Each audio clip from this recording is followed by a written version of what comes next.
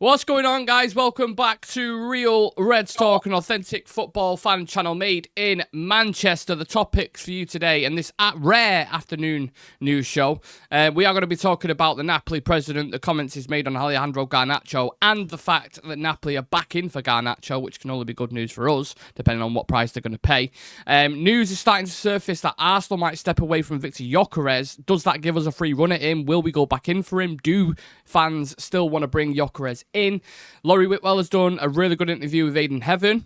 We'll speak about a couple of the quotes coming out from that. He speaks about Chido Obi, Ruben Amorim, and a couple of other things.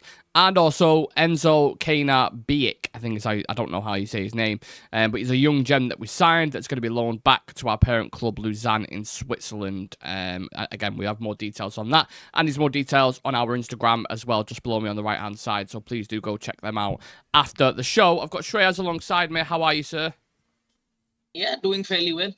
And extremely excited by, the new signings that we are making every single day. Yeah. There seems to be a, I don't know, it's a mixture of opinion, but there's definitely an element of frustration at the moment, isn't there, with what's going on when you're looking at other clubs around you. When we were just speaking about PSG and Real Madrid, for example, the players that they had on show last night, all the youngsters, the young talents, you're thinking just a couple of them you could do with, right?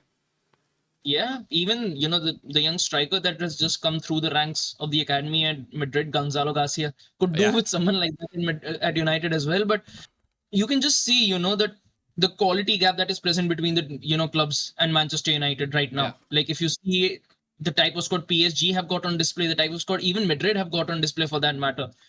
Almost in every single department, you can see how big the quality gap there is. Not just on, I'm not saying they've got bigger names than we've got, but when it comes to effectiveness and when it comes to application on the pitch, they're far more superior to United.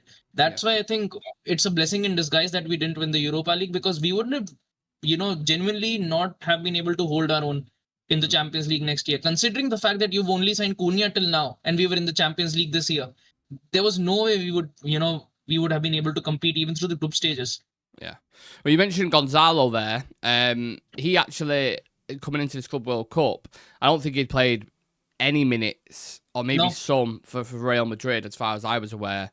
And prior to last night's game, he had got 5 goal involvements, didn't he? So he was doing something and you think about the stars that they've got in Vinicius and Mbappe, and it just goes to show the depth. I mean, you know, we spoke about Endrick, either, who's there at the club, and that's the level that we're at.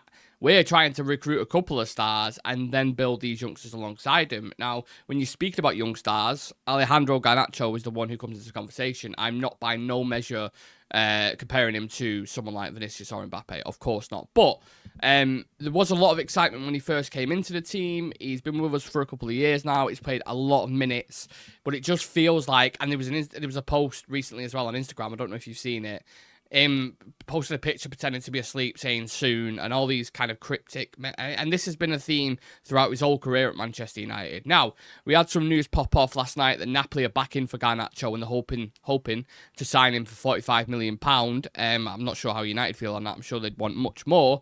But we've also had the Napoli president, Aurelio De Laurentiis, come out and speak about Garnacho. He said Garnacho's got pace, flair, and potential, but that's not even why we want him. We want him because he's at United. Get him out and he becomes twice the player. There's a fault at United that I can't explain. What's your reaction to that? To be fair, you can't really, say anything about the statement in a negative manner as well, because, McTominay won there and became one of the best there is when it comes to Serie A. So, and honestly, one thing that even, we as fans have noticed for quite some time at United is that players are just not able to hit their peak, and players are just not able to perform for us on a consistent basis, no matter how much they've accomplished at other clubs. You look at that is the case throughout the team. Even right now, you look at Rashford, he struggles to perform consistently at United, but he went to Villa and he was quite consistent for them. You look at Antony, became a completely new player at Betis, but he wasn't even able to get any sort of consistency or run at Manchester United. Is that not just the Premier League, though, do you think? Like, we could speak about United, obviously do have this kind of curse around them. I get that, and I'm with you 100%. but also it's not a factor of like you go into other leagues. Like how many players have gone from United to Italy and been successful because of the difference and the demands in the way teams press and how physical it is, and even teams near the bottom as well. Like that was something I think that Ruben Amorim spoken about, like when he came from Portugal over to Premier League. I think it was Bruno Fernandes who was telling him like how different it is with the teams near the bottom and how hungry they are and how competitive they are. So that's got to play a factor as well. That's definitely got to play a factor, no doubt about it. But on the same hand, recruitment, during this tenure as well, there has been a big hit and miss every single time.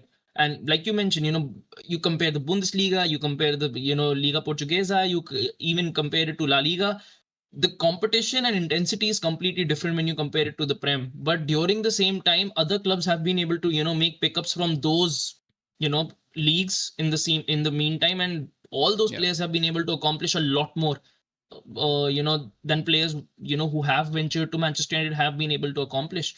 And that is something that I just don't know why it happens, because you look at the likes of Antony at Ajax. He was he was one of the most, I think, sought after wingers at that moment.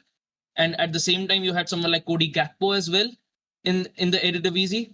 Gakpo moved to Liverpool, Antony moved to United, but you can just see, the level of difference that there is, present at this club and other clubs. So I think from the recruitment side, I think when it comes to paying certain transfer fees and, to actually assess whether these players can hack it in the Prem or cannot hack it in the Prem, that has definitely played a part in it. But there is just this air around United, and it has been around for United for quite some time, that it is extremely, extremely difficult for any player to actually thrive at this club, especially when they've, made it big at other clubs. The expectation is different, and I think the media, the level of pressure the media bring, the amount of target at the back that you get the moment you sign for United, it's completely different.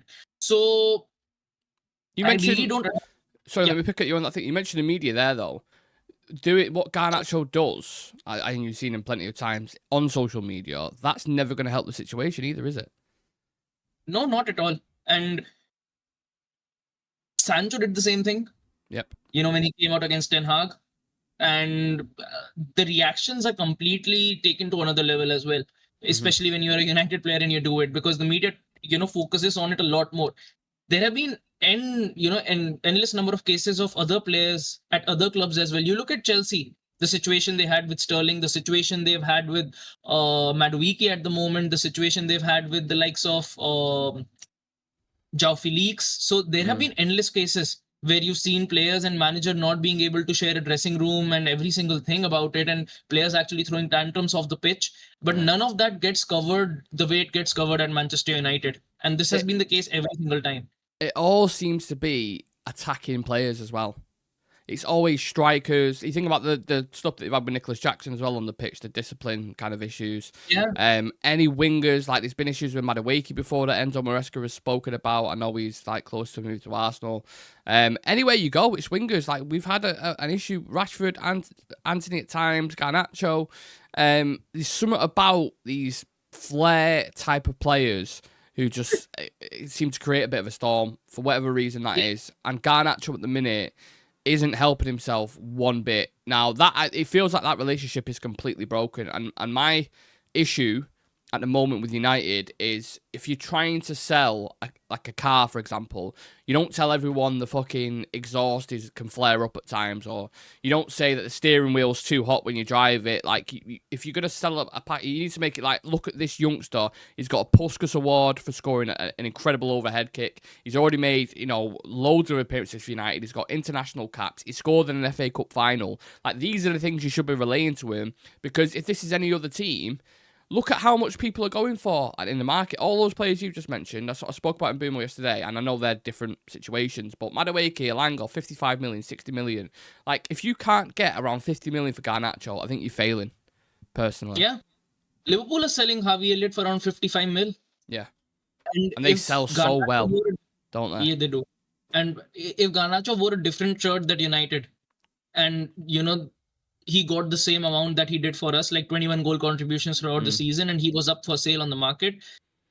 I think if he wore a City shirt, he would have been going for 65. If he wore a Liverpool shirt, he would be going for 65. If he was a Brighton player, it would have been 100 mil straight away. Yeah. So it's a different situation. Sorry to think. You look at Rasmus Højlund. We spent. Yeah. I know it was us, and we're stupid, and we shouldn't have spent that kind of money. But teams are getting 70 million quid for Rasmus Højlund. I would argue Garnacho has a lot more accolades right now than when we first bought Højlund, and they're at the exact same age. So if you can't get 50, I know the people saying I'll take 40, I'll take 45 just to move him on.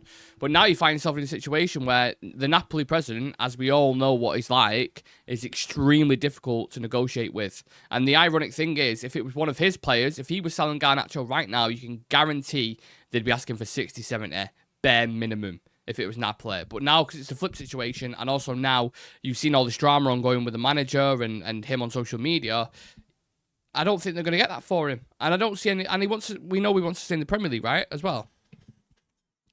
And I really don't see him... Which club actually plays him in the Prem? Honestly, which club actually takes Garnacho at the moment? I don't think any. Genuinely, I was trying to think about this before. I was like... Arsenal are not going to have him now. If they're going in for Madueke, they've got Saka, they've got all these players. Chelsea, I mean, to be honest, it wouldn't surprise me just because of how they're stocking up at the minute. I mean, I was speaking about Ekitike yesterday because Romano did an update, and Chelsea was one of the names who give him a call, apparently in June, just checking on the situation. And I'm sat there thinking, you'd have Ekitike, Liam Delap, João Pedro, who bagged the brace for you the day before, and Nicholas Jackson. What, like, is there a tournament we don't know about that's coming up? Or are they going to play 100 games? I don't get what they're doing. Surely that's going against their philosophy as a club. Like, if they want to flip these players or whatever, they're not going to get enough game time to flip them, are they? Yeah. And I really don't know how their model works. And I think before they signed Gittins, I had a bit of a feeling that maybe Chelsea come in for Garnacho and take him on, take him in. But they've just got way too many players, and Neto has found some new, some really good form in there.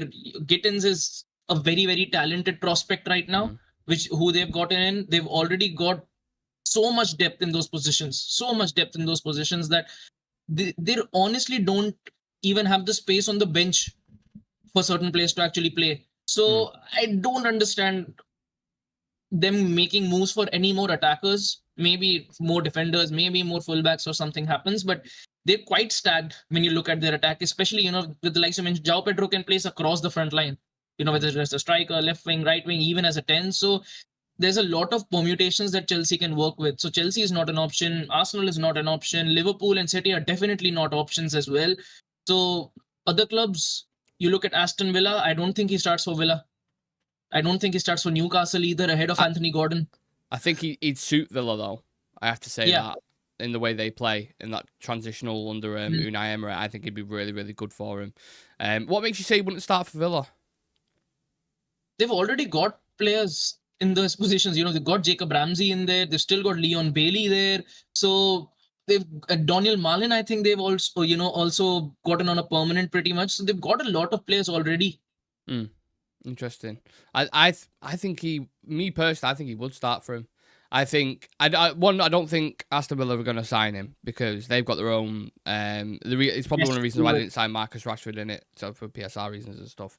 But I think he could start for quite a few Premier League clubs. Now, I think there are issues with him as a player that we all get frustrated with. Whether it's getting into a really important area in the box and just not squaring it and not doing what you should do. That's happened millions of times. He snatches at his shots quite a lot. He's not really clean in his technique a lot of the times. He is very direct. He scores some amazing goals and there's definitely potential there. And one thing I would use, and we'll move on after this to Gyökeres and Heaven, but one thing I will use as a bargaining chip as well is they've just sold Scott McTominay to Napoli for 25 million quid, and he's just got MVP Player of the Year, and they've just won the league. If you can't use that in a negotiation to say, look at the impact that McTominay's had, this kid is going to have a giant impact on your team, and you know it. So, I don't know. Does this go? Last question, on Garnacho, and to everyone in the chat as well, I'll go for your comments in a minute.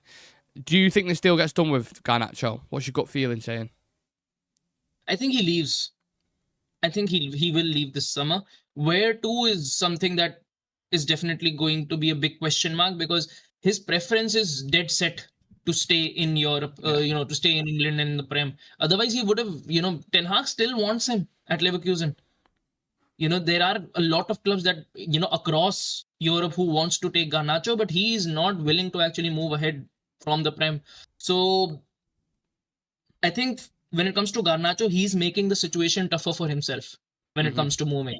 I think if he's ready to move to other clubs, across Serie A, across the Bundesliga, even in La Liga for that matter, I think there will be more clubs who would be looking to sign him. But I just don't think that, with how much he values himself, that, he needs to be a starter week in and week out. I don't think any top 5 clubs in the Prem would take him in that regard. Yeah, I agree. We're agreed on that. Tamisa says he wants Osman and Boomo, Edison, and a giant transfer list. I'm not reading that all in players.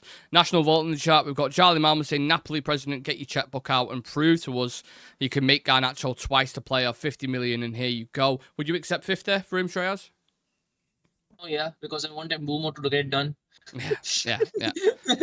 Fair enough. Right. Speak about deals getting done.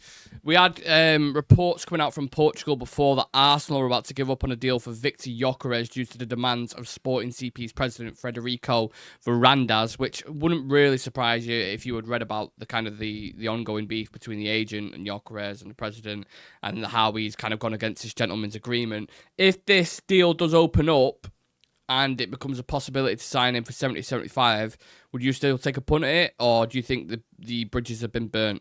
Same question to the chat as well. My bigger question is, if we do have 70-75 mil, why not go for Osimhen? Wages, I would imagine. But just get Rashford. Work something out, because I don't think that a better opportunity to get someone like him will come in the near future. When it comes to strikers in the market, this is the first time that I'm seeing that, at least there are a couple of alternatives that are good enough to actually come in and have the sort of impact that, they get like around 20-25 goals. And I think I really like Gyökeres. I think if he comes in, he'll do, he will definitely get us double digits in goals. But my first preference has always been Osimhen. And that's just because, he's an all-round striker. And when you look at, the type of player that Amorim wants, I think Osimhen checks even more boxes than Gyökeres does. But if we do end up getting Gyökeres, I'll be more than delighted. Because right now, one area where we do lack at is chemistry among that front three.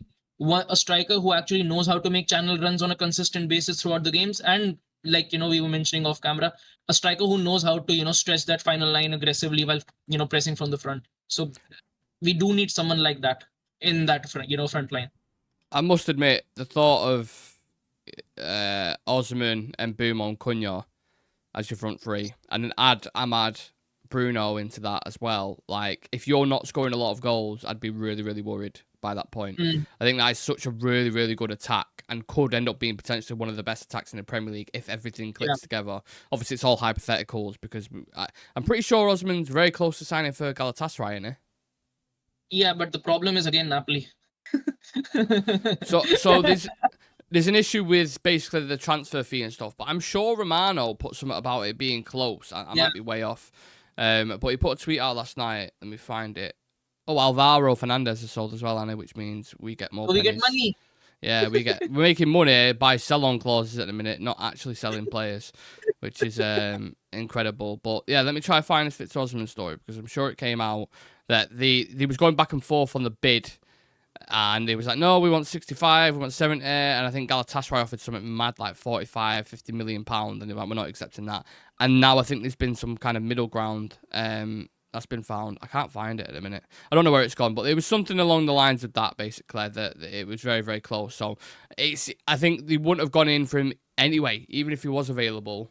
I think the wages were just a giant issue with that. So I think that they kind of strayed away from it, which is a shame, because he is number one, in my opinion. I think he's the guy who you should go and get. So it's interesting now. This thing with Gyökeres, the fact he's come out and made Arsenal priority, doesn't bother you. You would still take him. Yeah. Yeah, just because I want goals. Yeah, because we're not in a situation to choose right now. We've just finished, 14th, 15th in the Prem. We need as much as we possibly can. And if the opportunity, the only reason I would still want him is because he's worked with the manager before. Interesting. Can I just say, right? Yeah. Romano has just come out with a tweet. This is weird. Napoli president De Laurentiis has not released any statement or interview about Alejandro Garnacho. Napoli are also not working on Garnacho deal at this stage. That's what's just come out and said. So all this news this morning that's come out about it. Certain agent. Multiple outlets putting it out there. Maybe this is why Garnacho put that post out saying sleeping. I don't know. I don't know what's going on. But yeah, he's just basically put bollocks to all them rumours. So the last 15 minutes we spent speaking about Garnacho and Napoli, basically pointless. So this is the transfer window at this stage. It is what it is. Right, let's move on to Ayden Heaven, because this interview actually did happen. And these are actual real quotes from a real journalist with Laurie Whitwell about joining Manchester United, Chido Obi and Ruben Amorim. On joining United, he says, I saw myself playing in that team while I was watching. I felt like a three at the back would really suit me. Just on that, could you expand on that for me a little bit? Like, when you watch him play, what do you think his qualities are? What do you like about him? Why do you think he's suited to the Premier League? Relentlessness. Yeah. I would say on top of that, his pressing is definitely something that I feel quite delighted by, because we need players who not just pressing, but coordinated press. You know, the way he used to press, you know, alongside, you know, the likes of Strand Larsen, Sarabia, it actually worked like a unit when they used to press. So that was something that I thought that, you know, if you get someone like him in and then you've got Bruno on the other side, the press becomes a lot more coordinated than just Bruno running around the entire field. One thing was that. Secondly, his finishing and decisiveness in the box, which sorry. need. Sorry, it's Ayden Heaven, not Cunha. So Ayden Heaven's done an interview. So that's why he's talking about a back three. I get what you're saying about Cunha, because Cunha had played in the system at Wolves, and maybe I minced my words, I'm not entirely sure. But Ayden Heaven, specifically, playing in the back three as a centre-back. What do you like from him? My bad if I mix the words up. His calmness and composure on the ball is something, and I would say, you know, it is very difficult for any youngster to come in the situation that he did during his first match against Arsenal, and then for him to come in and play as flawlessly as he did, not putting a foot wrong. And when it came to playing out from the back, when it came to, you know, even making runs back, you know, making recovery runs every single time we lost out on the ball, and positional awareness wise as well, I think we got a very good deal on Ayden Heaven. And I think Arsenal, looking at him right now, would honestly think that we could have got much, much more for Ayden Heaven than they actually did. And the thing that I really liked was that, you know, these sort of opportunities don't come every single time for you to make a case for yourself to start in the first team. And when he took the position from Licha till he got injured, he was, you know, quite solid for us at the back. And he was playing quality attackers and quality players during that tenure. So moving into next season as well, I think Lisandro will definitely be a starter. But if he picks up an injury, I think Ayden Heaven is probably someone who is on the top of the list to take the position from him, because you need reliableness. And on top of that, you know, his age profile and the skill set that he's already got, if he gets better even by like 10 or 20%, I think we've got a really good and solid defender on our hands. Yeah, you'd almost want to combine Licha and Ayden Heaven, wouldn't you? So Leach's ball playing ability, blend the physical side of it with Heaven as well. To hold his own at the age of 18 against some of the Premier League forwards, I mean, is really, really impressive. Obviously, he came along with Chido Obi Martin. He was also signed from Arsenal. He was speaking about his friendship, how he's known him since he was 12 years old, and he's always played in his age group. And, you know, Chido's a lot more chill than you think. You wouldn't think he scored 2 goals in the game. He just takes his job. Nothing big, so it seems like they're quite calm and focused in their attitude towards football. On Chido as well, it's weird, isn't it? Because when he first kind of quote-unquote burst onto the scene, everyone was excited by him, and I remember there's a period where, and we was doing it as well included, everyone was like, start him instead of Højlund. And I know he had like good cameos and he had bits where he was like, looks really, really promising, but I think towards the end of the season, there was a couple of games that he's played, weren't there, where he maybe didn't look quite physically ready for the Premier League. So with that in mind, would you send him out on loan, or would you want to assess him first, maybe in pre-season, and then kind of take it from there? I'd still send him out on loan. Yeah. I think there are certain players, especially I think if he moves to a championship side, it would do him really, really well, because, you know, we saw it with Ahmad as well. When he moved to Sunderland, it really worked out well for him. You look at James Garner when he moved to Nottingham Forest in the championship, they just got a lot tougher, and, you know, physicality wise, they were able to, you know, match up to the Prem quite better after that loan spell. And when it comes to Chido, you know, the technicality is there, you know, the ruthlessness as a poacher is there as well. But to match up against, you know, Premier League level defenders on a weekly basis. I think he needs to get that sort of experience in first. So I think if he moves out on loan, it would be a much better, opportunity for him, because, the number of games that you play in the championship is a lot more. And on top of that, I think the pressure of, developing yourself, not under the microscope of, being a Manchester United player, is a lot easier. Yeah, I agree. And we've seen loans be beneficial. You mentioned Ahmad. Jimmy Garner was another one as well who ended up doing really well for, was it Nottingham Forest? It wasn't in the Championship when he went there. And also as well, I think you can learn a lot from loans that don't go well. So when Ahmad went to Rangers, for example, didn't exactly work out. You learn a lot from failures. So it's just about getting out there and getting these kind of things under your belt. Maybe there's a certain centre-back that you didn't do well against. Maybe there's a certain run you didn't make. I think it's all a learning curve in it for any kind of forward or striker in that kind of situation.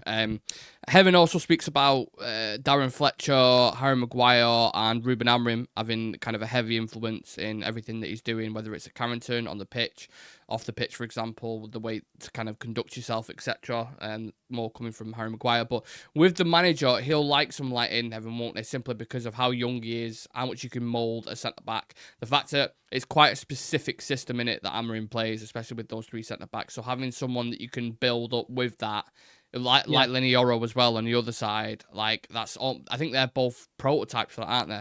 Almost. Yeah, and you can see that the relationship really helps both of them. So when you got, someone in the same age profile working alongside you, and you could even say, both of them, a lot of their strengths actually match.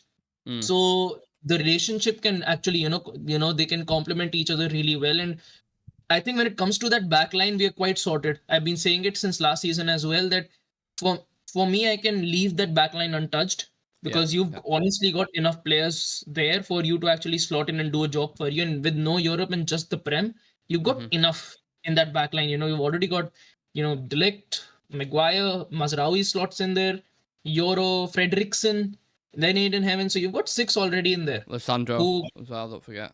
7. So there's a lot. There's honestly a lot of, players in there to do a job for you. It is only moving forward that you actually, make a lot of investments when it comes to that double pivot midfield, when it comes to those wing backs, when it comes to that attacking side as well. So most of the hard work and most of the investments need to go there. And I thought that, especially, considering our situation as well, maybe before preseason we get a couple of signings in, but as things are going, it looks really, the chances look really slim that we'll be able to fit another player on that jet during preseason. Yeah, pre-season is going to be interesting.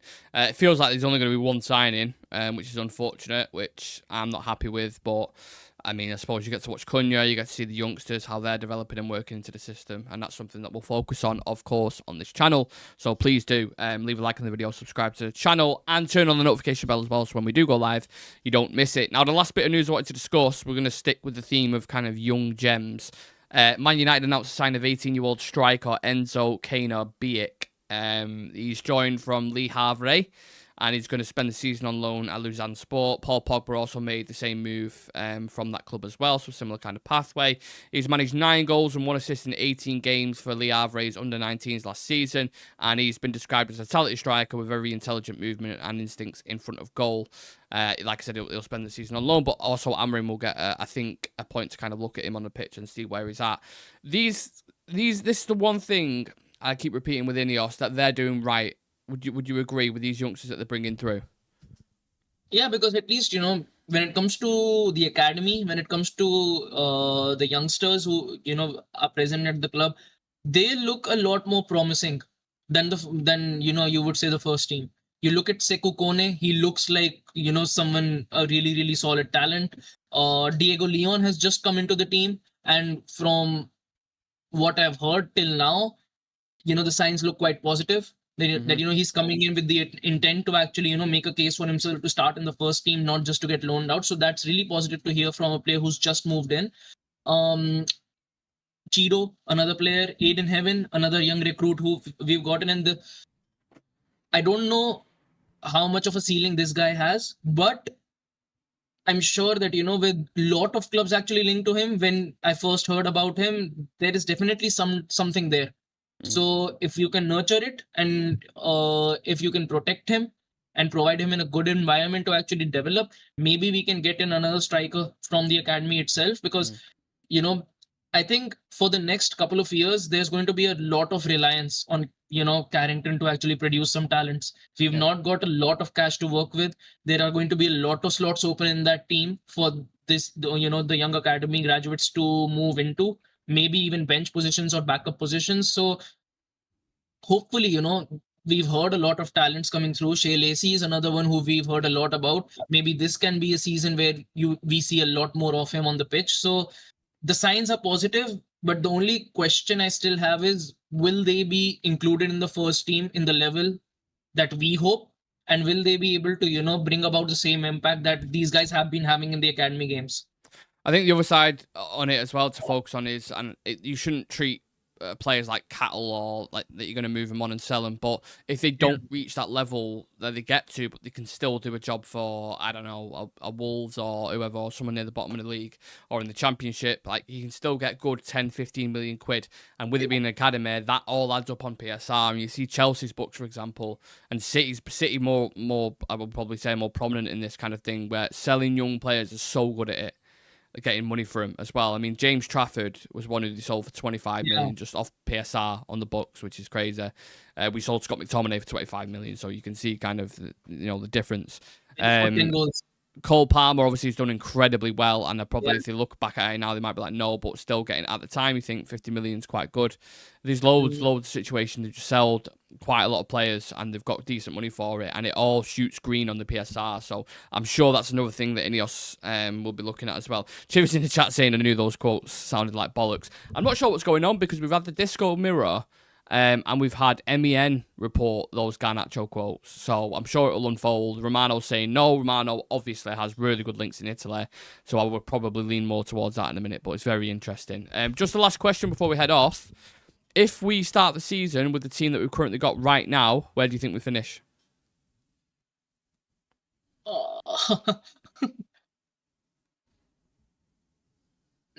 Ninth or 10th. I agree. Do you see this? I don't see us getting. Do you see this thing with Xerxes, Cunha, and Mbumo though? If Mbumo gets over the line, can you see that dynamic working? Because I keep seeing people talking about there maybe a tactical switch up in pre-season. I don't think it would be a tactical switch up completely, but we might see a rather balanced front three moving forward. Not as aggressive as we have already seen under Amorim's tenure, but somewhere of a more balance where we can see Mbumo and Cunha aggress a lot more than Xerxes does, because the only way you get the best out of Xerxes in this formation is if you allow him to link up quite close to the other attackers. So I could see it working, no doubt about it. And I think even as a 9, we could see a lot more from Xerxes than we've seen so far, because I think he's settled in quite well. And before his injury, he was becoming quite consistent for us. So, and with you could also say with players behind him who've got a lot more pace to offer than he does. So whenever he's making those through balls and those line breaking passes, whenever he wins the ball on the half turn, Cunha and Mbumo actually have got the pace to make up for it. Yeah. So I can see it working, no doubt about it. But I still see a lot of grey holes in that team. I see a lot of problems in that midfield. I see a lot of problems in those wing-back departments. So it's not going to be easy. We desperately need another midfielder. We desperately need a striker alongside Xerxes as well, because Xerxes and Højlund are not going to be enough to cut it. And when you mention Xerxes, I would say Xerxes will work quite well against low blocks. Yeah. Against teams where you need that sort of smartness, you need that sort of link up play, someone who knows how to shift about in those areas to create spaces. I think Xerxes works quite well. So I think Xerxes will get a lot of minutes. But those top 10 teams, for that matter, now you look at Palace, you look at Brighton, Newcastle, Villa, Liverpool, City. You need a striker who's got every single thing about him, who's got the pace to complement alongside the technical ability and the hold up play. You need an all-rounder. So we do need to invest in that department, and time is honestly running out. We're talking about pre-season right now, that it's going to start in 1 week. Time is going to fly, and it's going to be in 1 week you're playing Arsenal. Something I mentioned tactically a few weeks ago, and I was looking at it, something that Thomas Frank did at Brentford as well. Thomas Frank's known for being a bit of a chameleon as a manager tactically. Yeah. And I think Amrin needs to have a bit more adaptability in it. So in certain games, like making a 3-man midfield drop. So if you're playing Xerxes, for example, that can then automatically become that. Like Xerxes dropping in as the kind of facilitator, and then you have Mbumo and Cunha maybe going a bit more narrow as more of like a partnership, because obviously they've both played the similar roles before. So and maybe we'll see something like that, because at the minute we've not even got Mbumo through the fucking door. So the striker, you can bet after we've done this, we have to wait for sales. If Vissa leaves, we are not going to get him. That's what I mean. So, yeah, look, I'm not feeling the most optimistic, Shreyas. It sounds like you're in a similar camp. Sam and Chivy seem to be a little bit more patient. I don't want to put words in the mouth, but from last time I spoke to him, they was like, right, let's just see. We'll give it, I think Chivy said we'll give it a week or so, see what happens. Sam was like, well, I'm willing to do whatever it takes. So we shall see. By the time season starts, we've got a tough start as well. Let's see where we're at by September, October, because it could get ropey. But we'll see. We'll be back live at 7 o'clock, so please do come and join us. Smash a like on the video, subscribe to the channel. This has been your afternoon transfer news show with me, myself, and Mr. Shreyas Singh, and we will see you guys in the next one.